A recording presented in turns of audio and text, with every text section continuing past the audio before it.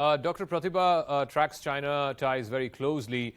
When I spoke to Dr. Jaishankar a couple of weeks back at the CNN News 18 town hall, he said, I don't care how many rounds it takes, 15 or 20 or 100 rounds, but we can't compromise on our sovereignty. But at the same time, Dr. Prathibha, is there a sense of frustration, if you will, for want of a better word, that we've had 15 rounds of talks and all of these friction points have not been resolved? I would like to say that these are my personal views. It doesn't reflect Government of India or the institute that I work.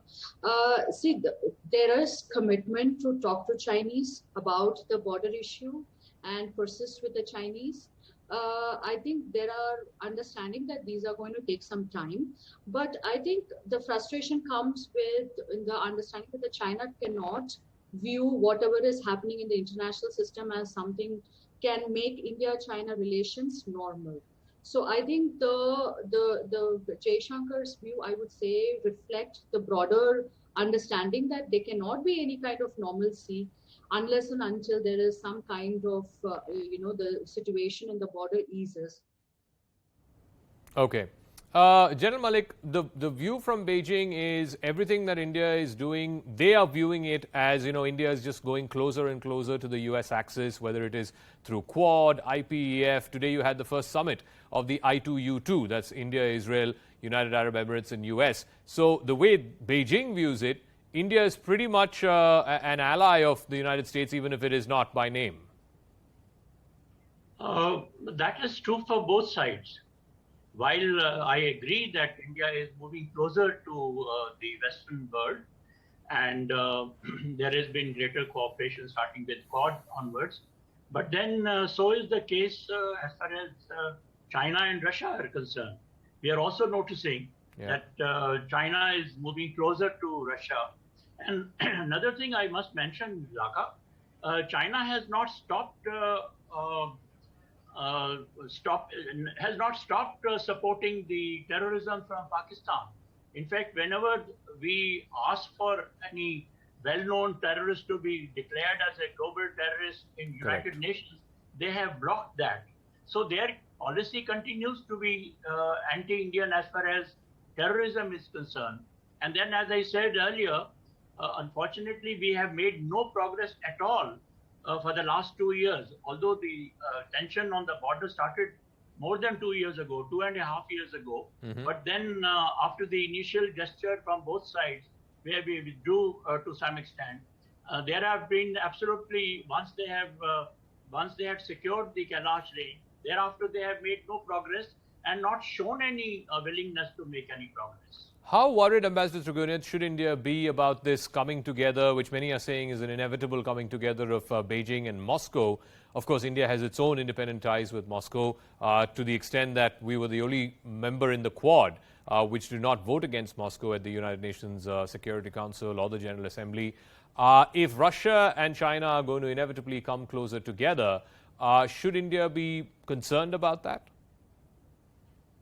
Well, I have a different take on it, Zaka. I don't think I have served in Russia twice, not once, and I know them rather well.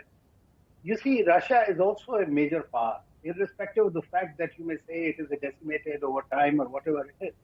But they still have this superpower, at least the ambition. And therefore, even though because of the American pressure and the way the US policy has driven them into the Chinese arms to stop, so to say, and the partnership without limits or friendship without limits, the fact remains is that in the strategic mix, Russia needs India to leverage China, and that is very much there. You can see it in the SCO, you can see it in BRICS, you can see it in bilateral context, you can see it in the regional context. And therefore, I feel that while they will continue to go ahead wherever they have to counter the Western influence, but when it comes between Russia and China, because the Russians are also equally wary of the Chinese, because there have been problems in the past and there will be problems in the future. I do not see that the Russia going all over. And we have seen it even during this Galwan crisis, and thereafter, the Russians have been ready to assist us throughout. Chinese did not want us, not only the Americans, the Chinese did not want us to buy the S-400, but we have been supplying S-400. Einar Tangen, after the Russia-Ukraine war and the limits of that war, even for a big power like Russia, you've seen Europe consolidating in a way that we haven't seen in a number of years.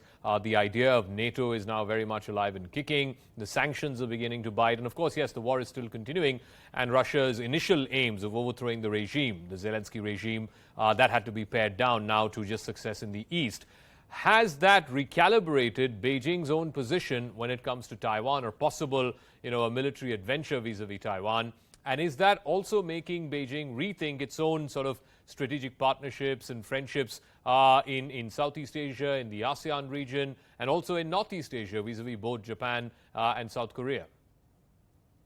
No, not really. I mean, the issue with Taiwan is not like Ukraine at all. I mean, the world basically said back in '74 that Taiwan is no longer part of the United Nations. It's recognized as part of China.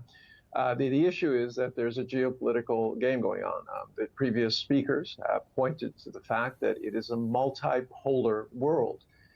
Unfortunately, you still have the U.S. and to a certain extent some European powers kind of clinging to this notion that they're colonial powers, that they can do what they did in the past, which is divide and conquer any kind of economic adversary that rises. Remember, India was 24% of the world's GDP before the British arrived. It was 4% after they left. It's very successful for them, not so much for India. And this was a tune that was repeated around the world. So I think most countries have to stand back and be very carefully calibrate who is winning in these particular issues. If it's United Asia, that is the greatest threat there is to this kind of clinging to a single pole power. If you want to have multipolarity, there's got to be dialogue, there has to be trust, but that trust has to be spread around, and it's not simply dictated by one entity, whether it's the United States, as the policeman of the world, or whether the U.S. is able to transfer that to NATO and have the Europeans pay for it. These are still the colonial powers. They're still used to dictating to other countries. So it's question worth is, asking, will they accept it? What Vladimir Putin did, I guess that singularly contributed to the idea of that unipolar world, or the U.S. being the fulcrum of that unipolar world more than anything else in the last many decades. But I want to get a final word from Dr. Prathibha. I want to go back to where I started about the Dalai Lama.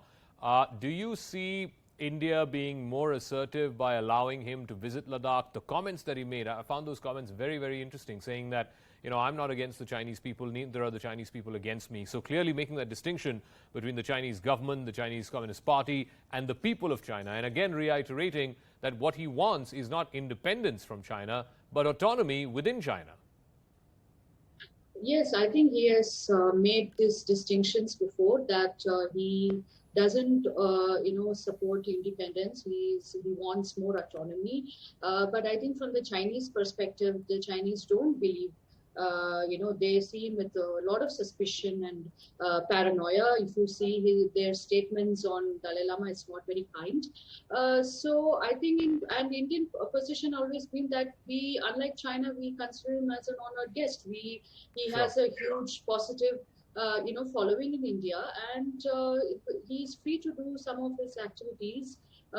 So I think it is in some ways, even the Chinese statements is very similar to what they had told us, said in 2021, when Narendra Modi wished Dalai Lama his birthday wishes. So I think in some ways certain things are the same, and yes, you can make certain assessments that yes, if he's going to China, is it something different? But I think Indian government position is that he's a friend.